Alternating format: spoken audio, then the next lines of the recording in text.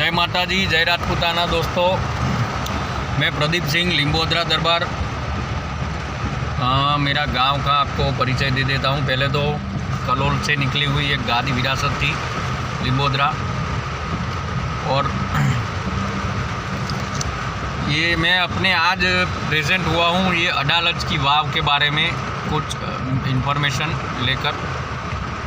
दोस्तों, अडालज तो मैं कई बार आता जाता रहता हूं, पर इन दिनों जब ये मामला चला है तो वहाँ आना जाना 2 बार हुआ है।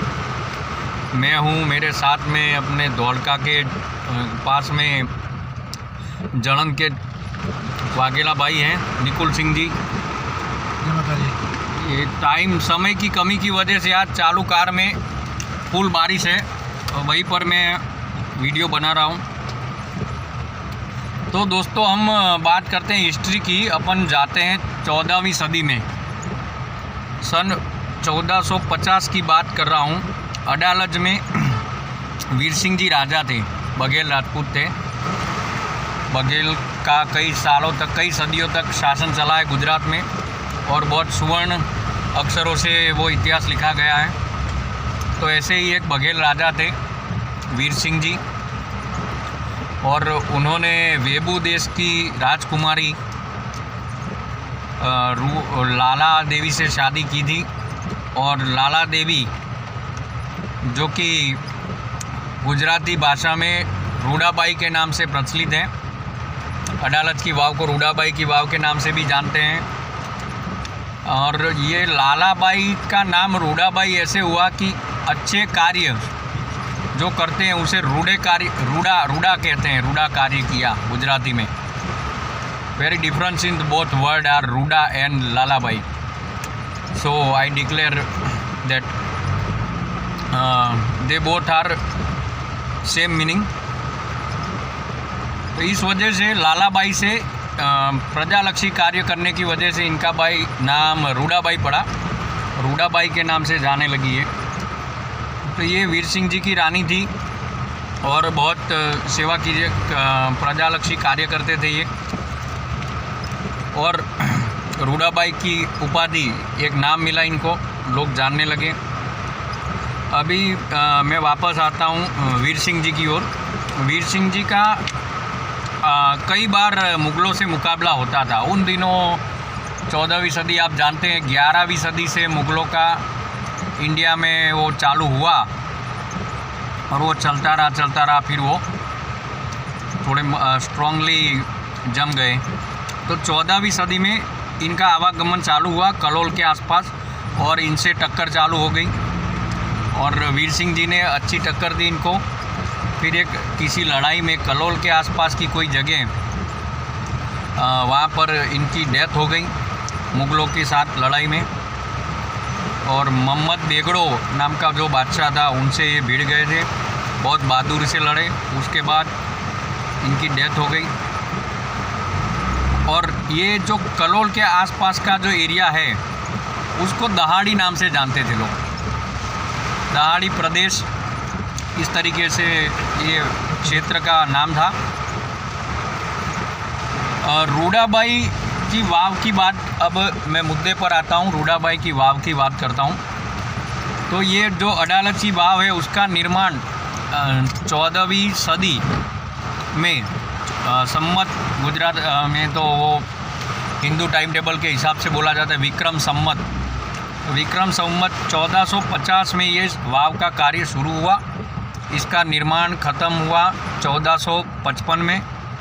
और रेतीले लाल पत्थरों के साथ, पत्थरों से इसे बनाया गया। और जो बहुत जानने वाली बातें हैं इसमें,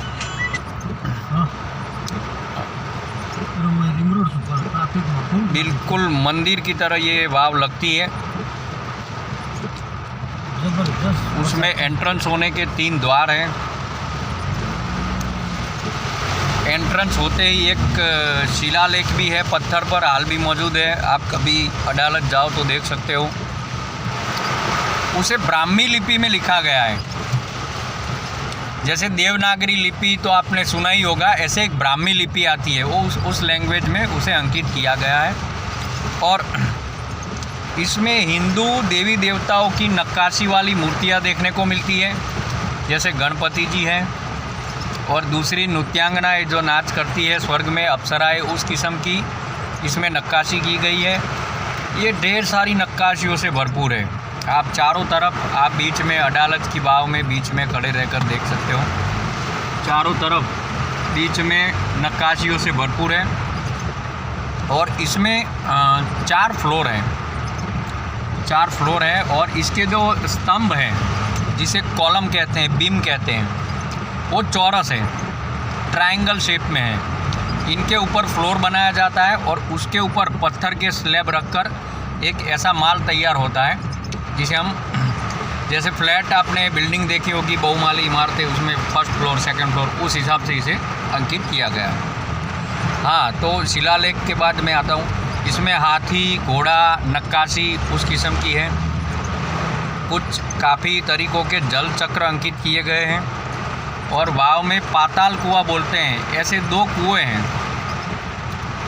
वेल 2 ऐसे कुएँ हैं। एक एंटर होते ही जहाँ वाव ख़त्म होने को आती है, लास्ट एंडिंग का पार्ट उसका आता है, उसमें एक बड़ा कुआं है, उसके बाद लास्ट में एक छोटा कुआं है, 2 कुएँ हैं। और छोटे कुएँ के बाद ऊपर का जो हिस्सा है उसमें गणपति जी की बहुत खूबसूरत प्रतिमा बिठाई गई है। दोस्तों, इसे मुग़ल काल के दरमियान खंडित भी किया गया है। मुग़लों का जो उसके बाद तो उनकी विरासत लग गई अदालत में और मूर्तियों को खंडित किया गया है। उसमें वो गणपति का स्टैचू, जो छोटे सी प्रतिमा है, उसे भी खंडित किया गया है, आप देख सकते हैं। और ये प्रमाण देती है कि उसे जानबूझकर खंडित किया गया है, क्योंकि ये गणपति की मूर्ति आप देखना कभी ऐसी जगह पे बिठाई गई है कि कोई जानबूझकर खंडित करे तो ही वो खंडित होगी, बाकी वहाँ पहुँच पाना या वहाँ देख पाना भी मुश्किल है। वो ऐसी जगह है, स्पेशली ऐसा स्पेस है। तो उस तरीके की मैंने जानकारी हासिल की है।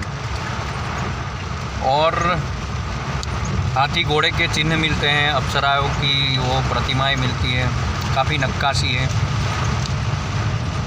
जो उसमें 2 जरूखे भी बनाए गए हैं। एंट्रेंस होते ही लेफ़्ट पर राइट पर दोनों साइड एक जरूखे हैं उसमें। और